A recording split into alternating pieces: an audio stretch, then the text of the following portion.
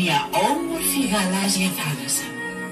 Έχει πράσινα λιβάδια και χρυσές αμμώδεις παραλίες. Έχει ποτάμια, ρέματα και πολλά δέντρα με πουλιά που τραγουδούν. Έχει ανεμόμερους, ένα ορυχείο και αποβάθρες για τους επισκέπτες που έρχονται στο νησί. Στο νησί υπάρχουν επίσης και πάρα πολλές σιδηροδρομικές γραμμές.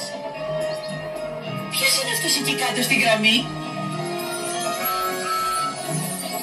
Είναι ο Τόμας, το τρενάκι! Γεια σου, Τόμας! Γεια σας, παιδιά! Γεια χαρά σε όλους! Καλώς ήρθατε στο νησί μας!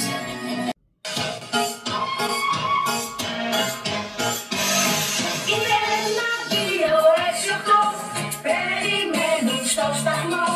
Κόκκινο, πράσινο, καφέ και μπλε, ετοιμάζουν το λατέ. Ξεκινούν, σφυρίζουνε, τον κόσμο διασχίζουνε. Το δώμα βρίσκω πιο γλυκό, όλα τα αγαπώ. Ο Τόμας, τολμηρός, σωστός, ο Ζήρης, αστείος, μακουτός, ο Τζέρης, παίρνει δράματα, ο Τζούνης, κάνει θαύματα, η Έμιλη, ξέρει δεν ρωτάει, ο Ζάλης, όλα ακόμα χάει, όλους τους βοηθάει, ο Τόμης, πάντα σοβαρά μιλάει. Είναι 1, 2, 6, 8, περιμένουν στο σταθμό.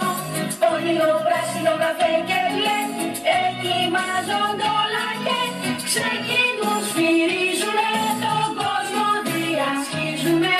Το Τόμας βρίσκω πιο γλυκό, όλα αγαπώ.